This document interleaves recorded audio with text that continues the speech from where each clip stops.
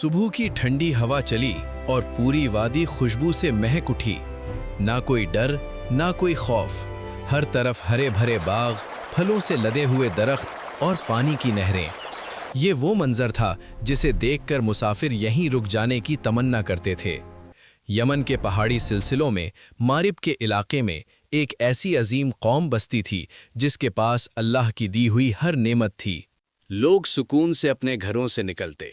किसी ने धीमी आवाज में कहा, यह सबा है, खुशहाली का दूसरा नाम। जहां आज वीरानी है, वहां कभी दुनिया का सबसे बेहतरीन इरिगेशन सिस्टम हुआ करता था। उन्होंने दो पहाड़ों के दरमियान एक अजीम दीवार खड़ी की थी, सद्दे मारिब, द ग्रेट डैम ऑफ मारिब। पानी को जमा करने का ऐसा निज़ाम जो आज के इंजीनियर्स को भी हैरान कर दे।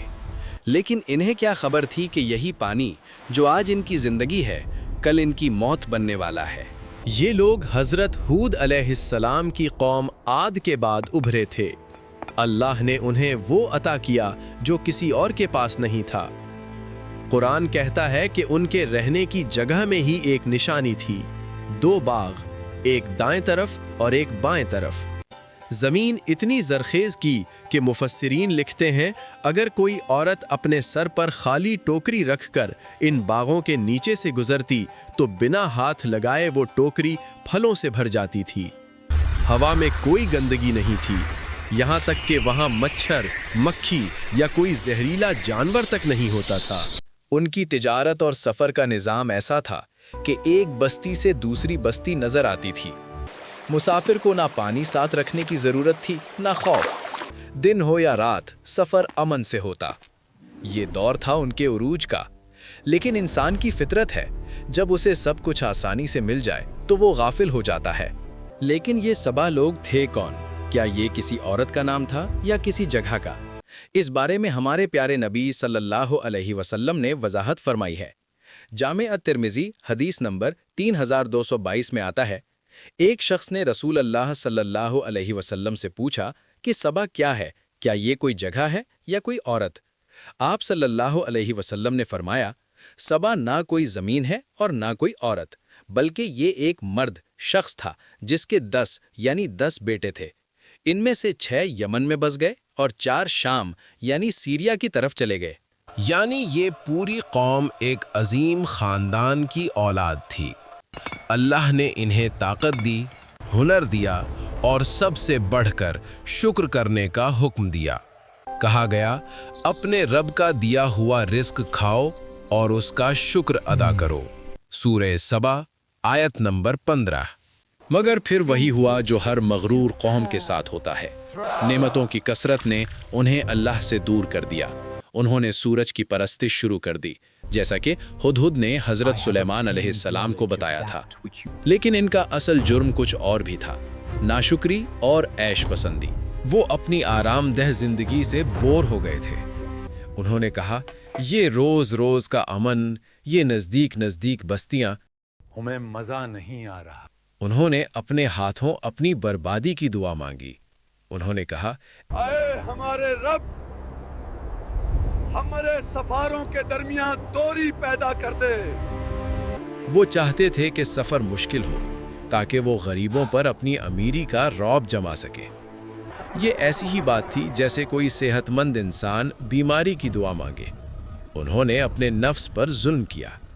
जब शुक्र छूट गया तो नेमत भी रूठ गई। अल्लाह की पकड़ अचानक नहीं आती, पहले वार्निंग मिलती है। उलेमा लिखते हैं कि उस अजीमो शान डैम बंद की बुनियादों में अल्लाह ने कमज़ोर सी मखलूक को लगा दिया, अंधे चूहे, रैट्स या मोल्स। सोचिए, वो कौम जो अपनी ताकत पर नाज करती थी, जो पत्थरों को जोड़कर माउंटेन्स खड़ी कर देती थी, उनकी बर्बादी का सामान किसी बड़ी फौज ने नहीं, बल्कि ज़मीन के अंदर रहने वाले मामूली जानवरों ने किया। ये चूहे धीरे धीरे उस डैम की बुनियादों को खोखला करते गए। लोग गाफिल थे, अपने ऐशो आराम में मस्त। उन्हें लगता था ये दीवार कभी नहीं गिरेगी, ये पानी कभी ख़त्म नहीं होगा। ये सब कुछ देखा देखा सा लग रहा है ना? आज हम भी तो यही समझते हैं कि हमारी टेक्नोलॉजी और वेल्थ हमें बचा लेगी। फिर वो रात आई जिसका वादा था। अचानक ज़मीन लर्जी, एक भयानक आवाज़ आई जैसे कोई पहाड़ टूट गिरा हो।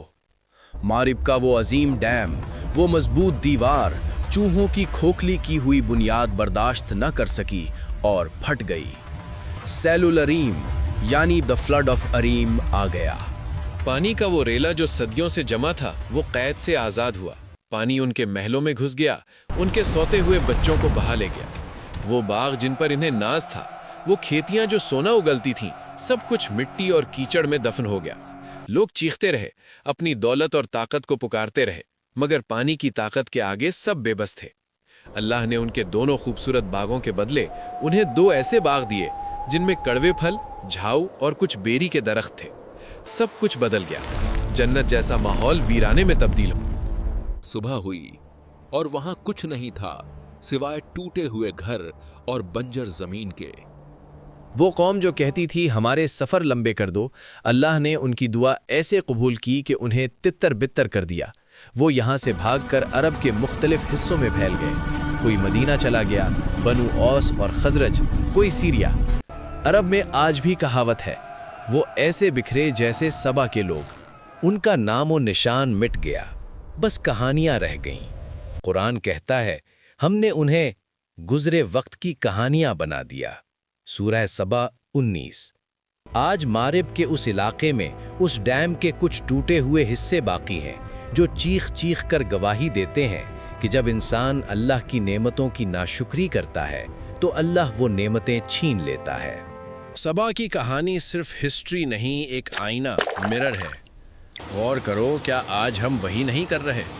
हमें अमन मिलता है तो हम बोर हो जाते हैं, हमें रिस्क मिलता है तो हम उसमें नुक्स निकालते हैं। हम अल्लाह से दूरी मांग रहे हैं और हमें खबर भी नहीं। कौमे सबा ने सिर्फ शुक्र छोड़ा था और बदले में उनका सुकून, उनकी दौलत, उनका वतन सब छीन लिया गया। ये वादियां, ये खंडर आज भी जिंदा लोगों को बुलाकर कहते हैं, इमारतें मजबूत होने से कुछ नहीं होता, अगर बुनियाद में शुक्र ना हो तो चूहे भी अजीम दीवारों को गिरा देते हैं।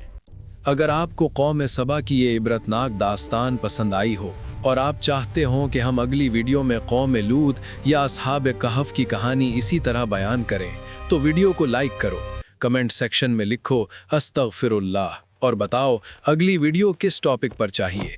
और हाँ, चैनल को सब्सक्राइब करना मत भूलना, क्योंकि हकीकत जानना अभी बाकी है। मिलते हैं अगली वीडियो में। अल्लाह हाफिज।